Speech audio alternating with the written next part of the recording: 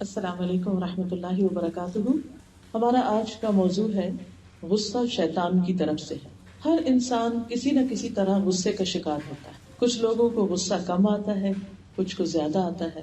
بہت سے لوگ اپنے غصے کے ہاتھوں تنگ بھی ہوتے ہیں، لیکن عام طور پر یہ نہیں جانتے کہ غصے سے بچا کیسے جائے۔ تو آج ہم دیکھیں گے کہ غصے سے بچاؤ کے طریقے کیا ہیں۔ تو سب سے پہلی بات تو یہ کہ غصہ شیطان کی طرف سے ہے۔ اعوذ باللہ من الشیطان الرجیم، بسم اللہ الرحمن الرحیم۔ خذ العفو وأمر بالعرف وأعرض عن الجاہلین وإما ينزغنک من الشیطان نزغ فاستعذ باللہ انہ سمیع علیم۔ ان الذین اتقوا اذا مسهم طائف من الشیطان تذکروا فاذا هم مبصرون۔ سورۃ الاعراف 199 to 201۔ اللہ سبحانہ وتعالیٰ کا ارشاد ہے کہ درگزر اختیار کیجیے اور نیکی کا حکم دیجیے اور جاہلوں سے کنارہ کیجیے، اور اگر کبھی شیطان کی طرف سے کوئی اکساہٹ آپ کو ابھار ہی دے، یعنی کسی کے مقابلے میں کسی کا غصہ دلانے پر، تو اللہ کی پناہ طلب کیجیے۔ فاستعذ باللہ، بے شک وہ سب کچھ سننے والا، سب کچھ جاننے والا ہے۔ یقیناً جو لوگ ڈر گئے، تقوی اختیار کیا، جب انہیں شیطان کی طرف سے کوئی برا خیال چھوتا ہے تو وہ ہوشیار ہو جاتے ہیں، پھر اچانک وہ بصیرت والے ہو جاتے ہیں، وہ دیکھنے لگتے ہیں، ان کو معاملے کی حقیقت سمجھ آ جاتی ہے۔ تو اس آیت سے یہ پتہ چلتا ہے کہ جب کوئی انسان نیکی کا کام کرنا شروع کرتا ہے، صرف خود نیکی نہیں کرتا بلکہ دوسروں کو نیکی کی بات بتانے لگتا ہے، تو ایسے میں شیطان بڑی رکاوٹیں ڈالتا ہے۔ اور اس میں عموماً کیا ہوتا ہے کہ آپ اگر کسی کو کوئی نصیحت کر رہے ہیں، کسی بات پر سمجھا رہے ہیں، کسی برائی سے روک رہے ہیں، تو دوسرا شخص ایک دم غصے میں آ جاتا ہے، اوفینڈ ہو جاتا ہے۔ پھر آپ اس کو سمجھانے کی کوشش کرتے ہیں، آپ دلیل دیتے ہیں، لیکن اکثر وہ مانتا نہیں۔ تو بعض اوقات انسان پھر خود بھی غصے میں آ جاتا ہے۔ تو وہ شخص جو ایک بہت اچھی بات دوسرے کو بتانے جا رہا تھا، نیکی کی بات بتا رہا تھا، اب وہ شیطانی اکساہٹ سے کیا ہو گیا؟ غصے سے لال ہو گیا۔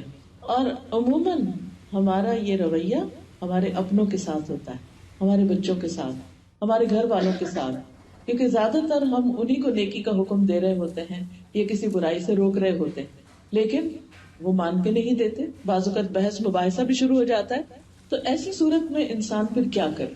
سب سے پہلے تو یہ کہ انسان اس سچویشن کو اوائڈ کرے، یعنی بحث مباحثے سے گریز کرے، کیونکہ اللہ تعالیٰ فرماتے ہیں وَأَعْرِضْ عَنِ الْجَاهِلِينَ، جو لا علم ہے، جو ابھی بات کو سمجھ نہیں رہا، اس کو بس صرف بتانا ہی کافی ہے، اس سے بحث مباحثے کی نہیں ضرورت۔ لیکن اگر کچھ بات آگے بڑھ ہی جائے اور شیطان انسان کے دل میں کوئی اکساہٹ ڈال دے، تو پھر ایسی صورت میں انسان کو فوراً اللہ کی طرف رجوع کرنا چاہیے۔ تو غصے سے بچنے کا جو پہلا طریقہ ہے وہ کیا ہے؟ فاستعذ باللہ، اللہ کی پناہ لیجیے، اللہ سے مدد مانگیے، کیونکہ ینزغنک من الشیطان، یہ اکساہٹ، یہ غصے کی کیفیت آئے گی شیطان کی طرف سے۔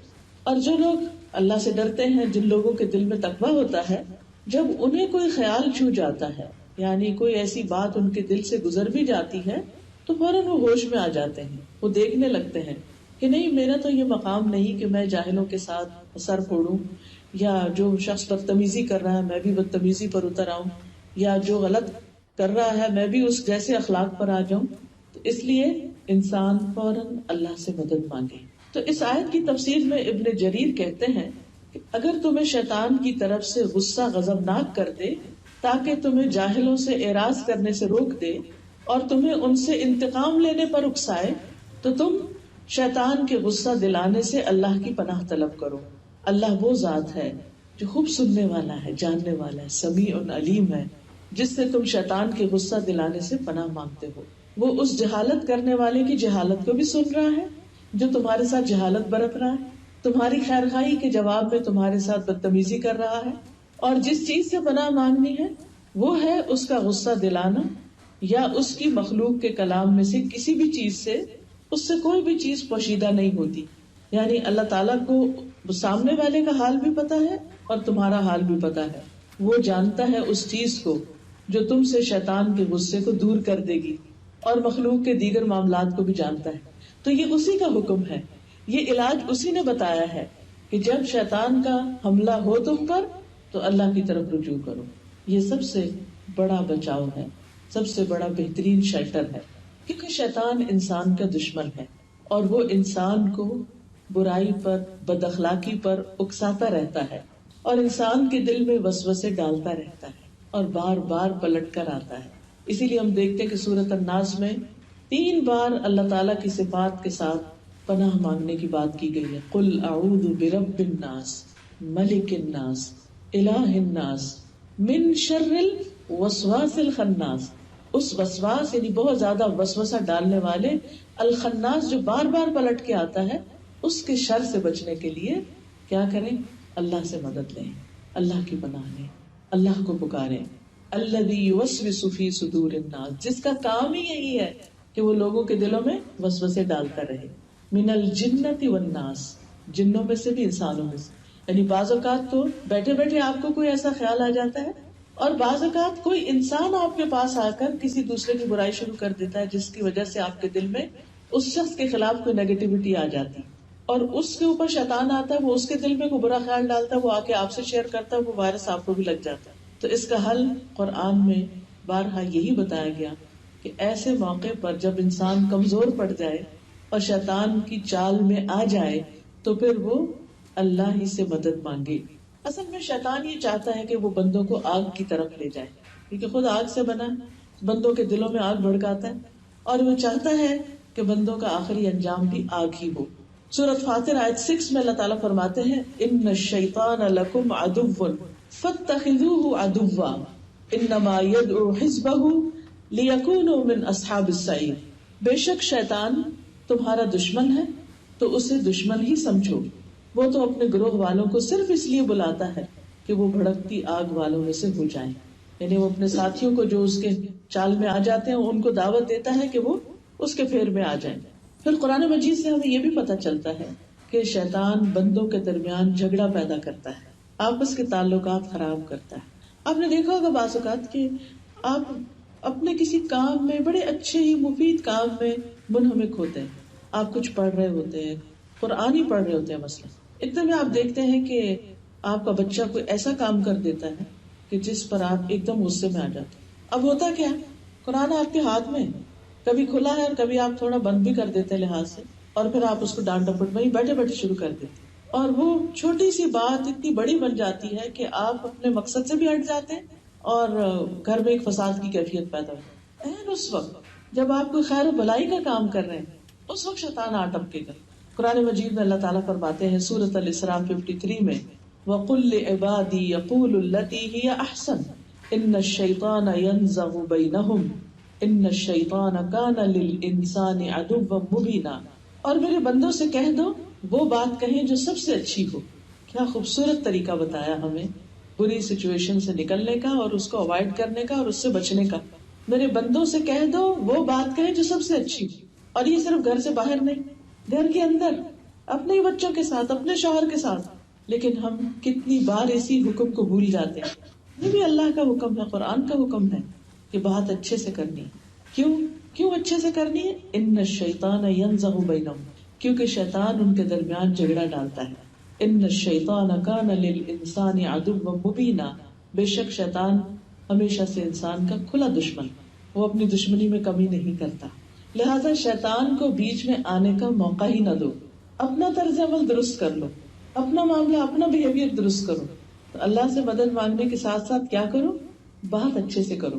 ہم نے ایک ہی بات کہنی ہوتی، لیکن اچھے سے کہیں گے تو نتیجہ اچھا نکلے، اور اگر غصے سے کہیں گے اور تکبر سے کہیں گے اور دوسرے کے اوپر دھوس جما کے کہیں گے تو اس سے ہو سکتا ہے کہ کوئی شخص آپ کو بڑا سمجھ کے یا کسی وجہ سے آگے سے نہ بولے، لیکن وہ دل میں ضرور رکھ لے گا.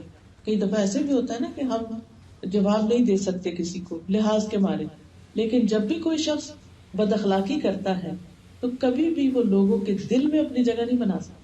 دلوں میں جگہ صرف اچھے اخلاق سے بنتی ہے. تو یہاں پر اللہ سبحانہ و تعالیٰ نے اس کی بتا دی کہ اچھے اخلاق کی کیا ہے؟ اچھی بات کرنا. جب بات کریں اچھے سے بولیں. اور یہاں پر یہ جو ینزغ کا لفظ آیا ہے قرآن مجید میں، ابن کثیر کہتے ہیں کہ اس کا معنی ہے غصے یا کسی اور سبب سے فساد پیدا کرنا. یعنی ینزغ کا معنی کیا ہے؟ غصے کی وجہ سے فساد پیدا کرنا، کیونکہ انسان جب غصے سے بولے گا تو نتیجہ کیا ہوگا؟ فساد ہی ہوگا.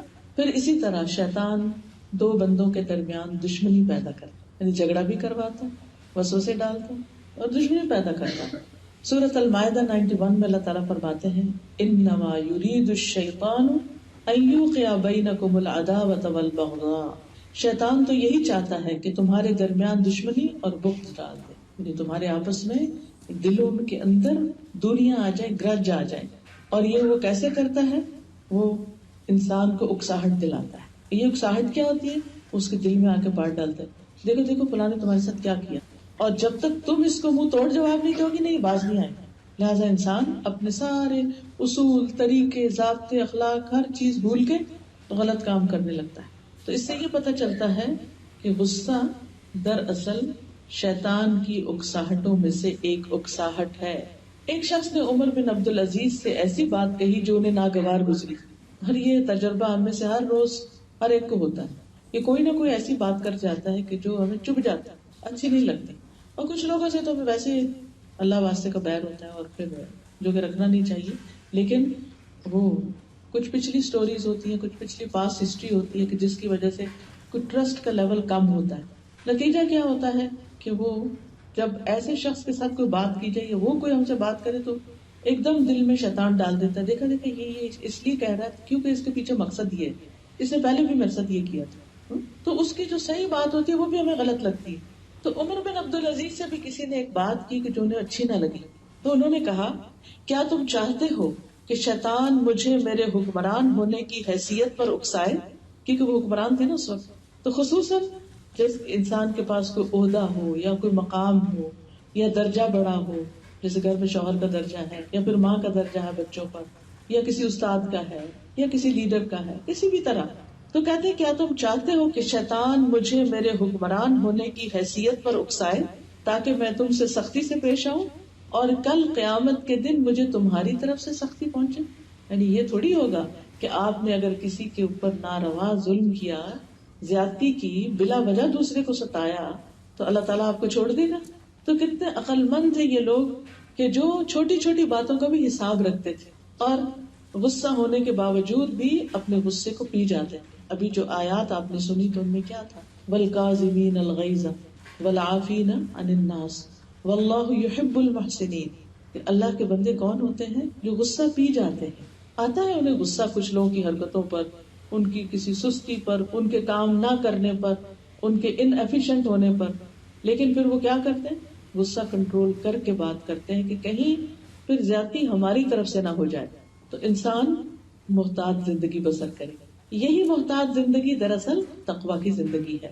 پھر یہ بھی یاد رہے کہ غصہ آگ کا انگارہ ہے جو شیطان بندے کے دل میں ڈال دیتا ہے، یعنی وہ خیال، وہ منفی خیال، وہ منفی بات جو انسان کے دل میں وہ ڈالتا ہے، تو آپ نے دیکھو گا کہ ایسے ایک دم جیسے دل میں آگ سی لگ جاتی ہے جو کسی کی بات کرنے سے ٹریگر کر جاتی ہے یا ویسے بھی۔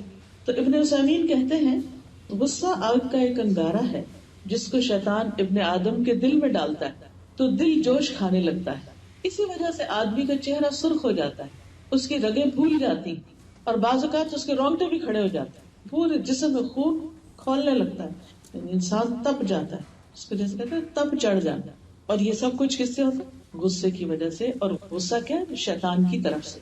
اور پھر آپ دیکھیے کہ کہیں بھی دو لوگوں کے درمیان کوئی جھگڑا ہو رہا ہو اور اس میں تو میں ہو رہی ہو تو شیطان اس موقع پر ہنستا ہے، خوش ہوتا ہے اور وہ چاہتا ہے کہ یہ اور بڑھے، حتیٰ کہ لوگ ہاتھا پائی پہ اتر آئے، حتیٰ کہ لوگ ایک دوسرے کو قتل کر ڈالیں۔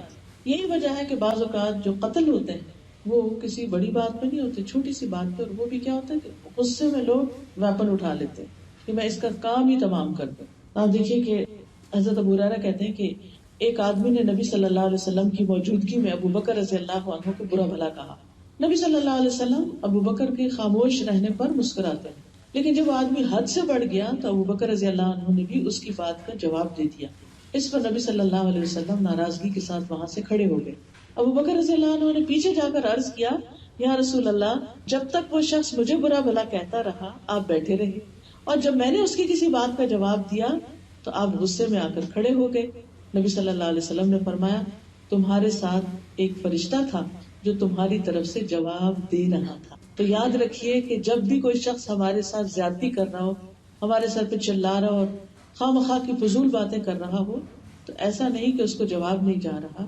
اگر وہ کوئی بد دعا دیتا ہے یا لان تان کرتا ہے کچھ بھی تو فرشتہ جواباً اس کے لیے کر رہا ہوتا ہے. اور فرمایا کہ جب تم نے اسے جواب دیا تو درمیان میں شیطان آ گیا, اس لیے میں شیطان کی موجودگی میں بیٹھ نہ سکا, میں وہاں سے اٹھایا. تو غصے کے وقت دونوں فریق اگر آپس میں جھگڑ رہے ہوں تو شیطان دونوں طرف ہوتا ہے. حضرت انس کہتے ہیں نبی صلی اللہ علیہ وسلم ایسے لوگوں کے پاس سے گزرے جو کشتی کر رہے تھے, ریسلنگ کر رہے تھے. آپ نے فرمایا یہ کیا ہے؟ لوگوں نے کہا یہ فلاں پہلوان ہے جو ہر ایک کو گرا دیتا ہے, ہر ایک کو پچاڑ دیتا ہے. رسول اللہ صلی اللہ علیہ وسلم نے فرمایا کیا میں تمہیں ایسا شخص نہ بتاؤں جو اس سے بھی زیادہ طاقتور ہے؟ وہ آدمی جس پر کسی شخص نے زیادتی کی اور اس نے اپنے غصے کو پی لیا, بس وہ اس پر غالب آ گیا اور اپنے شیطان پر غالب آ گیا اور اپنے ساتھی کے شیطان پر غالب آ گیا. یعنی وہ اس پر غالب آ گیا, اپنے شیطان پہ غالب آ گیا, سامنے والے کے شیطان پہ غالب آ گیا. اتنے کا مقابلہ اس نے کر لیا, یعنی اس نے تینوں کو پچھاڑ دیا. اور ایک روایت میں ہے وہ آدمی جو غصے کے وقت اپنے نفس پر قابو رکھتا ہے وہ ایسا شخص ہوتا ہے, یعنی طاقتور شخص ہوتا ہے, اور اصل میں کامیاب وہی ہے. تو بات یہ ہے کہ اگر ہم چاہتے ہیں کہ غصے کے وقت اپنے آپ پر کنٹرول کریں تو پھر اس کا حل یہ ہے کہ اگر آپ کو رپلائی کرنا بھی ہو تو آسان طریقے سے کریں. قرآن مجید میں آتا ہے ادفع باللتی ہی احسن السیئۃ نحن اعلم بما یصفون وقل رب اعوذ بک من ہمزات الشیاطین واعوذ بک رب ان یحضرون. برائی کو اس طریقے سے ہٹاؤ جو سب سے اچھا, ہم زیادہ جاننے والے ہیں جو کچھ وہ بیان کر رہے ہیں. اور تم کہہ دو اے میرے رب میں شیطان کی اکساہٹوں سے تیری پناہ مانگتا ہوں, اور اے میرے رب اس سے بھی میں تیری پناہ مانگتا ہوں کہ وہ میرے پاس بھی آئیں, میرے پاس بھی پھٹکے. تو اللہ سبحانہ تعالیٰ نے اپنے نبی صلی اللہ علیہ وسلم کو اور مومنوں کو حکم دیا ہے کیا کہیں, وَقُلْ رَبِّ أَعُوذُ بِكَ مِنْ ہَمَزَاتِ الشَّيَاطِينِ, اللہ میں اس سے بھی تیری پناہ لینا چاہتا ہوں کہ یہ شیطان میرے دل میں آ کے کوئی خیال بھی ڈالے, کیونکہ وہ خیال کیا آگ کا انگارہ, اس کے آتے ہی ہم چاہے کوئی شخص سامنے نہ ہو نا, اکیلے بھی بعض اوقات ہم بیٹھے ہوتے ہیں نا تو کوئی ایسی بات کسی کی آ جاتی ہے دل میں, وہ خود بخود ہی کھولنے لگتے ہیں اندر ہی اندر. تو اس سے بھی پناہ مانگنی چاہیے کہ وہ مجھ پہ حاوی نہ ہو, کیونکہ اس کا فائدہ کچھ نہیں. اور ہمزات کیا چیزیں ہوتی ہیں؟ غصے کو بھڑکانے والی ایسی چیزیں جن میں انسان اپنے نفس پہ قابو نہیں پا سکتا, تو یہ ہوتی ہیں ہمزات. تو ہمزات الشیاطین, شیطانوں کی وہ باتیں, وہ خیال, وہ وسوسے جن کے آنے کے بعد انسان کا ایکشن الٹ ہو جاتا ہے, غلط ہو جاتا ہے. شیطان دراصل انسان کو سوچنے سمجھنے سے عاری کرتے, اس کے سوچنے سمجھنے کی صلاحیت ہی چھین لیتا ہے. سلیمان بن سرد کہتے ہیں کہ دو آدمیوں نے آپ کے نزدیک گالی گلوچ کی, یعنی آپ کے پاس ہی کھڑے تھے, آپس میں لڑنے لگے, ہم بھی وہاں پر بیٹھے ہوئے تھے. اس وقت ان میں سے ایک دوسرے کو غصے کی حالت میں گالی دے رہا تھا اور اس کا چہرہ بھی سرخ تھا. آپ صلی اللہ علیہ وسلم نے فرمایا میں ایسے کلمات جانتا ہوں اگر یہ ان کو ادا کر لیتا تو اس کے یہ غصے کی حالت جاتی رہتی, اور وہ ہے اعوذ باللہ من الشیطان. لوگوں نے اس آدمی سے کہا کیا تم سن رہے ہو جو رسول اللہ صلی اللہ علیہ وسلم فرما رہے ہیں؟ تو اس نے کہا میں دیوانہ نہیں. یعنی غصے میں تو پھر انسان نصیحت بھی قبول نہیں کرتا. تو ہمیں بہت زیادہ اپنے رویے کا جائزہ لینے کی ضرورت ہے کہ ہم جب غصہ آتا ہے تو کرتے کیا ہیں, اس سے بچاؤ کا طریقہ کیا اختیار کرتے ہیں, ہمزات الشیاطین سے بچاؤ کا طریقہ کیا کریں. شروع میں بھی یہ بتایا کہ فاستعذ باللہ, اور یہاں بھی کیا بتایا گیا, قل رب اعوذ بک من ہمزات الشیاطین واعوذ بک رب ان یحضرون. ان کے حاضر ہونے سے بھی اللہ مجھ کو بچا, اور ان کے دور رہ کے میرے دل میں خیال ڈالنے سے بھی بچا. پھر شیطان کبھی نہیں چاہتا کہ بندے اللہ سے معافی مانگے, اور کبھی نہیں چاہتا کہ بندے غلط کام سے باز آئیں. وہ ہمیشہ بندوں کو اکسا کر غلط کام ہی کرواتا ہے. آپ دیکھیے کہ موسیٰ علیہ السلام سے ایک قبطی کا قتل ہو گیا تھا. وہ کیسے ہوا؟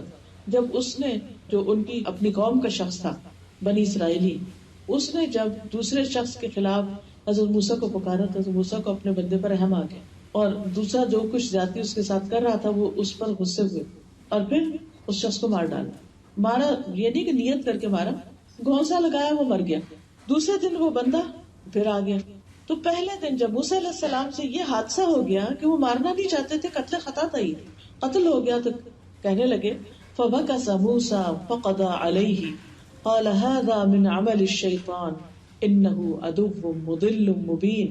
موسیٰ نے اسے گھونسا مارا تو اس کا کام تمام کر دیا, کہا یہ شیطان کے کام میں سے ہے, یقیناً وہ کھلم کھلا گمراہ کرنے والا دشمن ہے. تو اس سے کیا پتہ چلتا ہے کہ شیطان دراصل غصے کے ذریعے انسان سے بڑے بڑے غلط کام کرانا چاہتا ہے. غصہ بذات خود بھی ایک غلط کام ہے، لیکن اس لیے بہت بڑا گناہ ہے کہ جب انسان کو غصہ آتا ہے تو وہ صرف غصہ نہیں ہوتا، بلکہ اس کی وجہ سے انسان اور بہت سے غلط کام کرتا ہے. کبھی ناروا بد زبانی کرتا ہے، کبھی تکبر کا شکار ہو کر دوسروں کے اوپر چڑھائی کرتا ہے، کبھی قتل کروا دیتا ہے، کبھی رشتوں کو کٹوا دیتا ہے. تو اس کے کانسیکوینسز جو ہیں وہ بہت ہی خطرناک ہیں. پھر اسی طرح کبھی انسان غلط قسم کھا بیٹھتا ہے غصے میں. مثلا کسی سے آپ کی کوئی انبن ہوئی تو آپ کہتے ہیں اللہ کی قسم میں تو اس سے کبھی نہیں بولوں، قسم کھا بیٹھتے ہیں آپ. تو اب یہ اس سے بولے بغیر بھی گزارا نہیں. اب بعد میں سوچتے ہیں کہ بھئی یہ کیا ہو گیا ہم سے. حضرت عائشہ رضی اللہ تعالیٰ عنہ سے بھی ایک دفعہ ایسے ہی ہو گیا تھا کہ ان کے بھانجے نے ان کو زیادہ خرچ کرنے، صدقہ کرنے سے اس پر اعتراض کیا تھا. تو انہوں نے کہا کہ اچھا وہ یوں کہتا ہے، میں اس سے کبھی نہیں بولوں گی. بہرحال کچھ عرصے کے بعد کچھ لوگوں کے بیچ میں آ کر ان کی جب صلح ہوئی تو انہوں نے بے شمار غلام آزاد کیے، کیونکہ انہوں نے نظر مان لی تھی. تو قسم بھی ایک طرح کی نظر ہی ہوتی ہے، یا نظر بھی قسم کھا کے بعض اوقات مانی جاتی ہے. اسی طرح حضرت ابو بکر کا بھی ایک واقعہ ہے. ہوا یہ کہ ان کے بیٹے عبد الرحمان کہتے ہیں کہ ابو بکر کے ہاں کچھ مہمان آئے، تو آپ شام سے ہی نبی صلی اللہ علیہ وسلم کے پاس چلے گئے. کوئی کام تھا تو آپ گھر سے چلے گئے اور یہ کہہ گئے کہ بھئی مہمان کھانا کھا لیں. جب وہ لوٹ کے آئے تو عبد الرحمان کہتے ہیں میری والدہ نے، جو حضرت ابو بکر کی بیوی تھی، وہ کہتے ہیں کہ آپ مہمانوں کو چھوڑ کے کہاں رہ گئے تھے؟ مہمانوں نے ابھی تک کھانا نہیں کھایا. تو آپ نے پوچھا تم نے انہیں کھانا نہیں کھلایا؟ انہوں نے کہا کہ ہم نے تو کھانا پیش کیا تھا لیکن انہوں نے انکار کر دیا کہ ہم نہیں کھاتے. یہ سن کر ابو بکر کو غصہ آ گیا. انہوں نے اپنے دکھ کا اظہار کیا اور قسم کھا لی میں بھی کھانا نہیں کھاؤں گا. وہ نہیں کھاتے میں بھی نہیں کھاؤں گا. عبد الرحمان کہتے ہیں میں تو ڈر کے مارے چھپ گیا اور انہوں نے پکارا کہ اے بے وقوف کدھر گئے ہو تم؟ میری والدہ نے بھی قسم کھا لی میں بھی کھانا نہیں کھاؤں. اب آپ دیکھیے ایک شخص کے غصے سے وہ ڈر کے ادھر جا رہا ہے، وہ کہہ رہی ہے میں کھانا نہیں کھاؤں گی. جب مہمانوں کو پتا چلا کہ گھر میں یہ ہو رہا، انہوں نے کہا ہم نے بھی قسم کھا لی ہم بھی کھاتے. سارے کے سارے غصے میں آ گئے. اب کیا ہوا؟ آخر ابو بکر رضی اللہ عنہ نے کہا کہ یہ غصہ کرنا تو شیطانی کام تھا، یہ تو شیطان نے ہم سب کو یعنی کہ ہمارے اوپر ایک ایسا وار کر دیا. تو پھر آپ نے کھانا منگوایا اور خود بھی مہمانوں کے ساتھ کھایا، اور اس کھانے میں پھر اتنی برکت ہوئی، کہتے ہیں کہ جب وہ ایک لقمہ اٹھاتے تو نیچے سے اور کھانا بڑھ جاتا، کھانا ختم ہی نہیں ہو رہا تھا.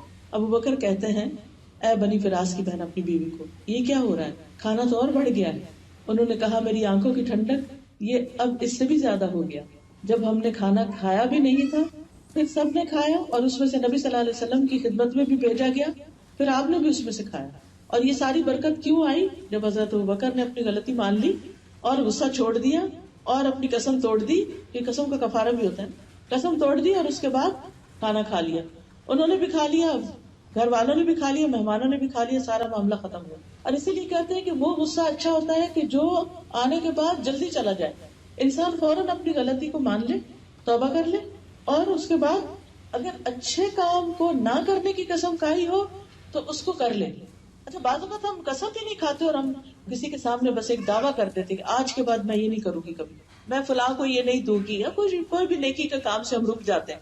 تو اس پر قرآن میں آتا ہے وَلَا تَجْعَلُوا اللَّهَ عُرْضَةً لِأَيْمَانِكُمْ أَن تَبَرُّوا، کہ تم اللہ کے نام کو ڈھال نہیں بناؤ. کس بات کی؟ اپنے قسموں کے لیے ڈھال نہیں بناؤ کہ تم نیکی نہیں کرو گے. یعنی بعض اوقات انسان نیکی کے کام سے رکنے کی قسم کھا بیٹھتا ہے. تو ایسی قسم جو ہے وہ ناپسندیدہ ہے. اس پر اب کہی ہوئی بات، منہ سے نکلی ہوئی بات واپس کیسے لے؟ تو انا کا مسئلہ بن جاتا ہے. تو جو شخص اپنی انا کو پھر ختم کر کے دوبارہ واپس ٹھیک ہو جاتا ہے تو اس کے کاموں میں، معاملوں میں، اس کے گھر میں خیر و برکت آ جاتی ہے. یعنی بعض اوقات آپ یہ تو کنٹرول نہیں کر سکتے کہ غصہ آئے ہی نہ، تو آئے گا، لیکن اصل امتحان اس وقت ہوتا ہے کہ جب آ جائے تو اب آگے کیا کرنا ہے، آپ نے اس کو کنٹرول کیسے کرنا ہے، اس معاملے کو سیٹل کیسے کرنا ہے. پھر آپ دیکھیں کہ غصہ نہ کرنا جو ہے، یہ سرے سے نہ کرنا، یہ ایمان والوں کی صفت ہے. اور غصہ آنے پر معاف کر دینا اور اس کو پی جانا یہ محسنین کی صفت ہے. قرآن مجید میں اللہ تعالیٰ فرماتے ہیں وَالَّذِينَ يَجْتَنِبُونَ كَبَائِرَ الْإِثْمِ وَالْفَوَاحِشِ وَإِذَا مَا غَضِبُوا هُمْ يَغْفِرُونَ. وہ لوگ یعنی جو ایمان والے ہیں وہ بڑے بڑے گناہوں اور بے حیائی کی باتوں سے پرہیز کرتے ہیں، گالی گلوچ وغیرہ سے، فحش باتوں سے پرہیز کرتے ہیں، اور جب بھی وہ غضبناک ہوتے ہیں تو وہ معاف کر دیتے ہیں. غصہ آتا ہے تو معاف کر دیتے ہیں. نبی صلی اللہ علیہ وسلم نے ایک شخص کو یہ وصیت کی تھی اور بار بار اس کو کہا تھا لا تغضب لا تغضب لا تغضب، غصہ نہ کرو غصہ نہ کرو غصہ نہ کرو، کیونکہ اس نے کہا تھا کہ آپ مجھے کوئی نصیحت کریں، تو اس موقع پر آپ نے اس کو 3 دفعہ ایک ہی نصیحت کی. ہو سکتا ہے وہ شخص بہت غصے والا ہو. احنف بن قیس کہتے ہیں ایک مرتبہ ان کے چچا رسول اللہ صلی اللہ علیہ وسلم کے پاس آئے اور عرض کیا مجھے کوئی ایسی بات بتائیے جو مجھے فائدہ دے اور مختصر بھی ہو کہ میں یاد رکھ سکوں. آپ نے فرمایا غصہ نہ کیا کرو. انہوں نے کہا اچھا کچھ اور فرمائیے. آپ نے فرمایا غصہ نہ. وہ کہتے ہیں جتنی دفعہ انہوں نے کہا کہ مجھے کوئی نصیحت کیجیے، آپ نے ایک ہی نصیحت بار بار کی، غصہ نہ کرو، کیونکہ غصہ ہر شر کو جمع کرنے والا. غصے سے بہت سا شر اکٹھا ہو جاتا ہے. نبی صلی اللہ علیہ وسلم کے ایک صحابی روایت کرتے ہیں کہ ایک آدمی نے عرض کیا یا رسول اللہ صلی اللہ علیہ وسلم مجھے کوئی نصیحت فرمائیے. آپ نے فرمایا غصہ نہ کیا کرو. وہ شخص کہتا ہے میں نے نبی صلی اللہ علیہ وسلم کے اس فرمان پر غور کیا تو مجھے معلوم ہوا کہ غصہ ہر قسم کے شر کو جمع کر دیتا ہے، یعنی ساری برائیاں اکٹھی ہو جاتی ہیں وہاں. اس لیے جو لوگ غصہ چھوڑ دیتے ہیں، یعنی یا تو کرتے ہی نہیں یا کم کر لیتے ہیں یا اس پہ قابو پا لیتے ہیں یا اس کا اظہار نہیں کرتے یا اگر کر بیٹھے تو معاف کر دیتے ہیں، تو ان کا انجام کیا، ان کا ریوارڈ کیا ہے. کیونکہ اگر ہمیں ریوارڈ کا پتہ ہوگا تو ہمارے لیے اس پر عمل کرنا آسان ہوگا کہ ہم ایک چیز چھوڑ رہے ہیں تو پھر ہمیں ملے گا کیا. اللہ تعالیٰ فرماتے ہیں سورۃ آل عمران میں والکاظمین الغیظ والعافین عن الناس واللہ یحب المحسنین. غصے کو پی جانے والے، لوگوں سے درگزر کرنے والے، اور اللہ محسنین یعنی نیکی کرنے والوں سے محبت کرتا ہے. تو گویا ہمیں اللہ کی محبت ملے گی اگر ہم اپنے غصے کو کنٹرول کریں گے. پھر اسی طرح اللہ کی مدد بھی ملتی ہے. رسول اللہ صلی اللہ علیہ وسلم نے فرمایا جس بندے پر ظلم کیا گیا اور اس نے اللہ عز و جل کی خاطر اس کو نظر انداز کر دیا تو اللہ اس کی بھرپور مدد فرماتا ہے. ابو ہریرہ کہتے ہیں کہ ایک آدمی نے عرض کیا اے اللہ کے رسول میرے کچھ رشتے دار ہیں جن سے میں تعلق جوڑتا ہوں اور وہ مجھ سے تعلق توڑتے ہیں. میں ملنا چاہتا ہوں اور وہ نہیں ملنا چاہتے. میں ان سے نیکی کرتا ہوں مجھ سے برائی کرتے ہیں. میں ان سے تحمل سے پیش آتا ہوں مجھ سے بد اخلاقی سے پیش آتے ہیں. تو آپ نے فرمایا اگر تو واقعی ایسا جیسے تو نے کہا تو گویا تو ان کو جلتی ہوئی راکھ کھلا رہا ہے، اور جب تک تو ایسا ہی کرتا رہے گا اللہ کی طرف سے ایک مددگار ان کے مقابلے میں تیرے ساتھ رہے گا. تو گویا جو شخص غصہ کنٹرول کرتا ہے اس کو اللہ سبحانہ تعالیٰ کی طرف سے مدد ملتی ہے. تو اس لیے کبھی بھی یہ نہیں سوچنا چاہیے کہ اگر جواب میں نے نہیں دیا تو مجھے نقصان ہوگا. نہیں، اللہ کی مدد آپ کے ساتھ ہے. اور انسان کتنا زیادہ محتاج ہوتا ہے اللہ کی مدد کا. پھر اللہ کے غضب سے بچنے کا ذریعہ بھی ہے. حضرت عبداللہ ابن عمر کہتے ہیں کہ انہوں نے رسول اللہ صلی اللہ علیہ وسلم سے پوچھا کون سی چیز مجھے اللہ کے غضب سے دور کر سکتی ہے کہ اللہ تعالیٰ مجھ سے ناراض نہ ہو. ہم میں سے ہر ایک کو فکر ہوتی ہے نا کہ اللہ تعالیٰ مجھ سے ناراض نہ ہو. انہوں نے پوچھا کہ کون سی چیز اللہ کی ناراضگی سے بچائے گی، تو آپ نے فرمایا غصہ نہ کیا کرو. تو جو دوسروں پر ناراض نہیں ہوتا اللہ سبحانہ و تعالیٰ بھی اس پر ناراض نہیں ہوتا، اور جو دوسروں پر خواہ غضبناک ہوئے چلے جا رہا ہے تو پھر تیار رہے کہ پھر رب کریم بھی اس سے ناراض ہو. پھر یاد رکھیے کہ غصہ نہ کرنا باہمت لوگوں کی صفت ہے. وَلَمَنْ صَبَرَ وَغَفَرَ إِنَّ ذَلِكَ لَمِنْ عَزْمِ الْأُمُورِ. جس نے صبر کیا اور معاف کر دیا تو بے شک یہ بڑے ہمت والے کاموں میں سے ہے.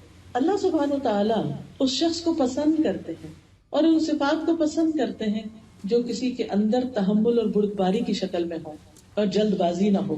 رسول اللہ صلی اللہ علیہ وسلم نے قبیلہ عبد القیس کے سردار اشج سے فرمایا تھا کہ تمہارے اندر 2 خصلتیں ایسی ہیں جنہیں اللہ تعالیٰ پسند کرتا ہے، بردباری اور تحمل مزاجی، یعنی دوسرے کی بات سن کے برداشت کر لینا اور ٹھہر کے کام کا. انات ہے دوسری، تحمل بردباری اور ٹھہر کے کام کرنا، جلد بازی سے پرہیز کرنا. جب انسان جلد بازی سے پرہیز کرتا ہے تو پھر اس کے اندر حقیقی معنوں میں حلم آتا ہے، بردباری آتی ہے. اور جب انسان کسی کی بات سن کے سہ لیتا ہے تو یہی دراصل برداشت ہے.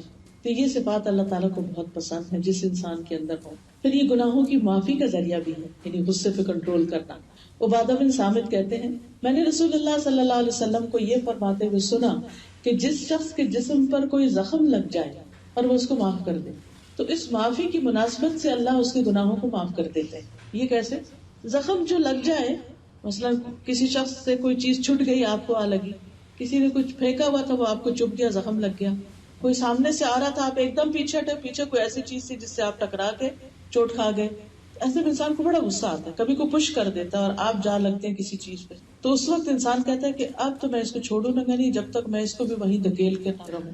لیکن جو شخص اس وقت اپنے آپ پہ کنٹرول کر لیتا ہے اور معاف کر دیتا ہے تو ایسے شخص کے گناہ بھی معاف ہو جاتے ہیں، کس درجے کے، جس درجے کی معافی دیتا ہو۔ پھر غصے سے پرہیز، غصے سے بچاؤ نجات کا ذریعہ ہے۔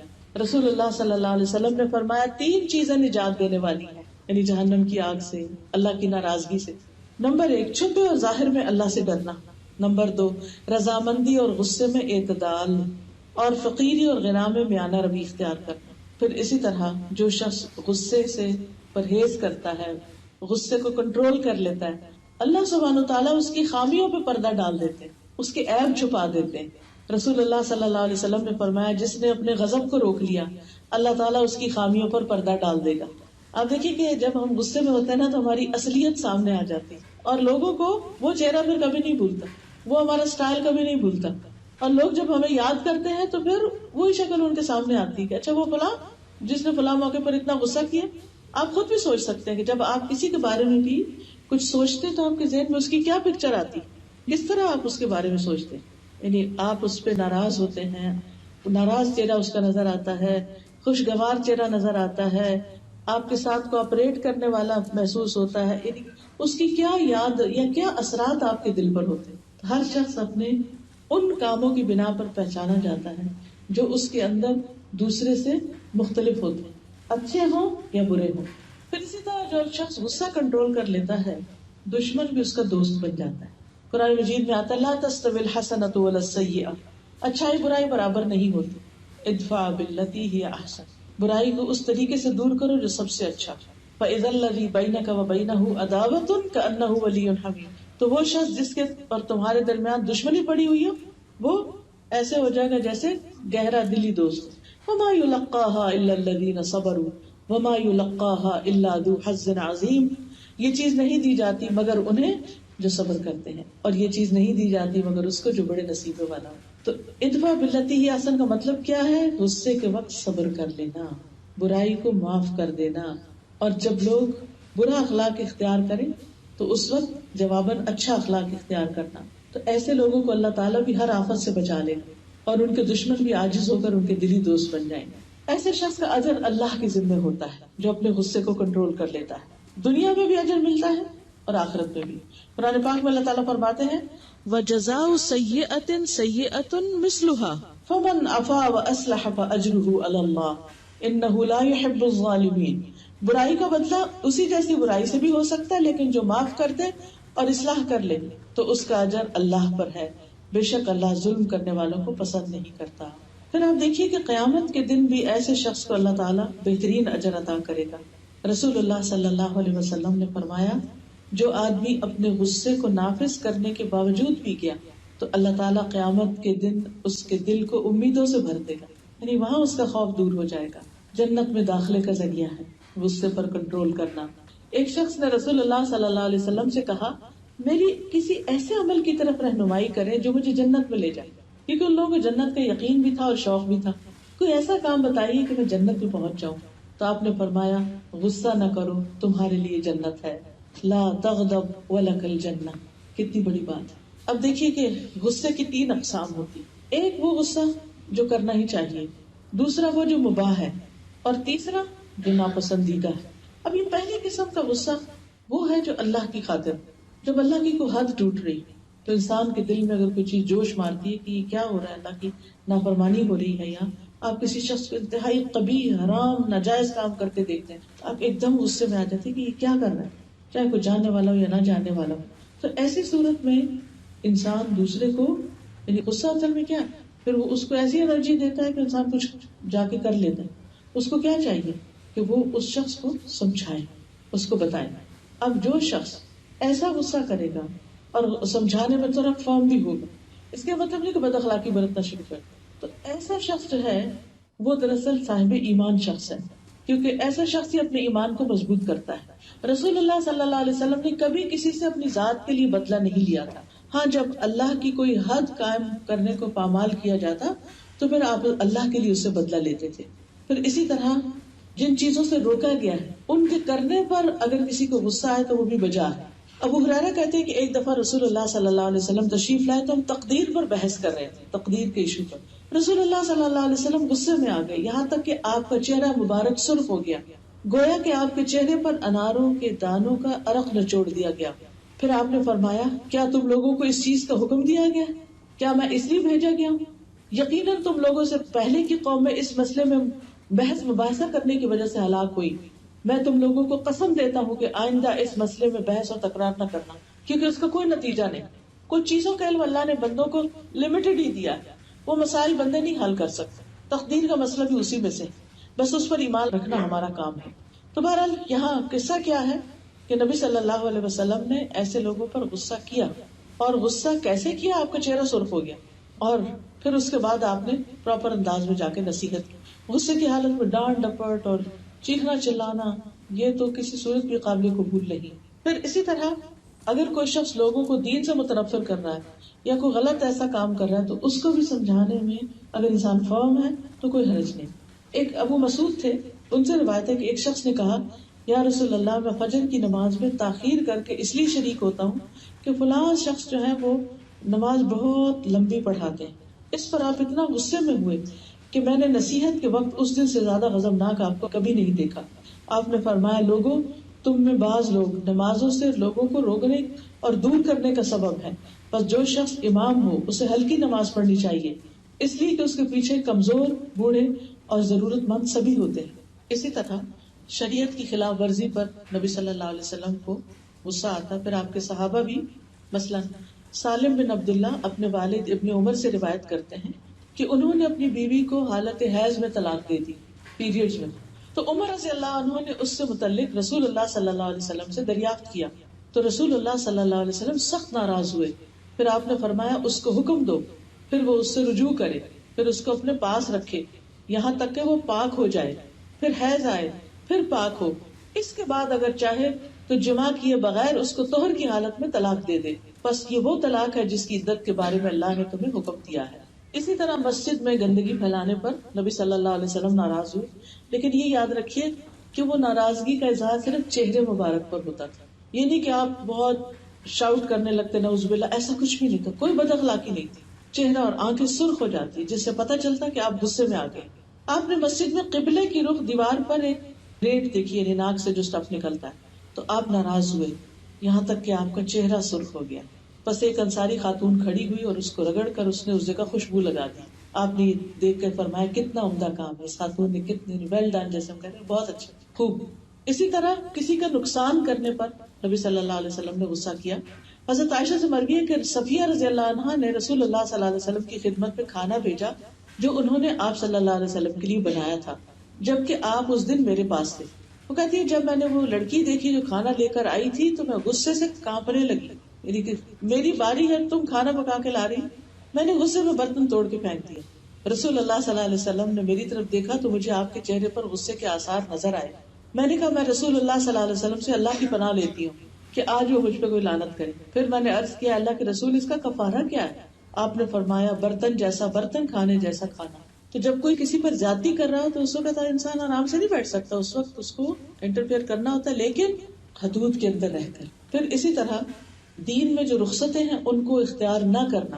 حضرت عائشہ کہتی ہے کہ رسول اللہ صلی اللہ علیہ وسلم نے کسی کام کرنے کے بارے میں اجازت عطا کی کہ وہ کر لیا جائے، تو لوگوں میں سے کچھ لوگ اس سے بچنے لگے، وہ نہیں کرتے تھے. جب یہ بات نبی صلی اللہ علیہ وسلم تک پہنچی تو آپ غصے میں آ گئے، یہاں تک کہ آپ کے چہرہ مبارک پر غصے کے اثرات نظر آ رہے تھے.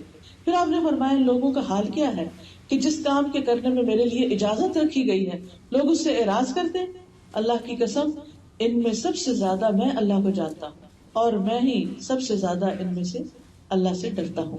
تو اس سے کیا پتہ چلتا ہے کہ اگر کوئی شخص اللہ کی رخصتوں کو اختیار نہیں کرتا، مثلا موزے پر مسح کرنے کی اجازت، یہ جو جرابیں ہم پہنتے ہیں جیسا تھک جرابیں تو ان پہ آپ مسح کر سکتے ہیں. صبح کے وقت آپ کیا کریں، وضو کریں فجر کی نماز، پھر وضو کی حالت میں ان کو پہن لیں، پھر ظہر اثر وغیرہ جلدی جلدی آ جاتی ہیں اس میں آپ دوبارہ ان میں وضو کر سکتے ہیں، اور اس طرح آپ ساری سردیوں میں آرام سے رہ سکتے. لیکن کئی لوگ ان کو پتہ ہی نہیں، یا پتہ بھی ہے تو وہ کہتے ہیں جو مسح تو صرف چمڑے کے موضوع پر ہوتا ہے. نہیں، حدیث میں جراب کا لفظ بھی آیا ہے، اور جراب چمڑے کی نہیں ہوتی، چمڑے کی بھی ہو سکتی ہے اور دوسرے چمڑے کے علاوہ بھی ہو سکتی ہے. تو اس سے یہ پتہ چلتا ہے کہ انسان کو دین کی رخصت سے اس کو فائدہ اٹھانا چاہیے. اسی طرح بعض لوگ سفر میں قصر نماز نہیں کرتے، اپنے اوپر مشقت ڈالے رکھتے، تو یہ بھی اللہ کی دی ہوئی رخصت ہے. اسی طرح بیمار کے لیے رخصت ہے کہ گھر میں نماز پڑھ لے، مسجد نہ جائے، یہ بھی اللہ کی دی ہوئی رخصت ہے. تو انسان کو رخصتوں کو جو اللہ کی طرف سے رخصتیں ہیں دین میں، ان سے فائدہ اٹھانا چاہیے. پھر اسی طرح کچھ اور مواقع ہیں کہ جن میں نبی صلی اللہ علیہ وسلم نے غصہ کیا، پھر آپ کے صحابہ میں سے بھی انہوں نے کیا. مثلاً عبداللہ بن عمر کے بارے میں آتا ہے کہ ان کے ایک بیٹے تھے، ان کا نام تھا بلال. ایک دفعہ کہنے لگے کہ اللہ کی قسم میں تو اپنی بیوی کو کبھی بھی مسجد نہیں جانے دوں. حضرت عبداللہ بن عمر نے سن لیا. آپ نے فرمایا کہ اللہ کی قسم میں تم سے کبھی نہیں بولوں. اللہ کے رسول نے فرمایا کہ اللہ کی باندیوں کو مسجد جانے سے مت روکو، تم کون ہوتے ہو مسجد سے روکنے والے؟ تو وہ واقعی ان سے بہت عرصہ تک نہیں بولے، کیونکہ جو شخص نبی صلی اللہ علیہ وسلم کا اکرام کرتا ہے وہ آپ کی تعلیمات کا بھی اکرام کرتا ہے. جب کوئی صحیح حدیث ہمیں آپ کی تعلیمات میں سے مل جاتی ہے تو اس پر عمل کرنا بھی ضروری ہوتا ہے. پھر اسی طرح بعض غصہ ایسے ہوتا ہے کہ جو اگر انسان ان کو کر لے تو بھی ٹھیک ہے، اور اگر نہ کرے تو بھی ٹھیک ہے. قرآن مجید میں آتا ہے والذین اذا اصابہم البغی ہم ینتصرون. یہ وہ لوگ ہیں جب ان پر زیادتی ہو تو وہ بدلہ لیتے ہیں، لیکن کیسے؟ وجزاء سیئۃ سیئۃ مثلھا فمن عفا واصلح فاجرہ علی اللہ ان اللہ لا يحب الظالمین ولمن انتصر بعد ظلمہ فاولئک ما علیہم من سبیل. اور جب ان پر زیادتی ہوتی ہے تو بدلہ لے لیتے، یہ بدلے کی اجازت ہے، اور برائی کا بدلہ ویسی بھی برائی ہے. پھر جو کوئی معاف کر دے اور صلح کر لے تو اس کا اجر اللہ کی ذمہ ہے، اور ظالموں کو اللہ تعالیٰ قطعاً پسند نہیں کرتا. اور جو شخص ظلم ہونے کے بعد بدلہ لے لے تو اس پر کوئی الزام نہیں. اب اسی طرح ایک غصہ ہوتا ہے، غصہ جس کو غصہ مذموم کہتے ہیں، ناپسندیدہ، کہ وہ تو کبھی بھی نہیں کرنا چاہیے.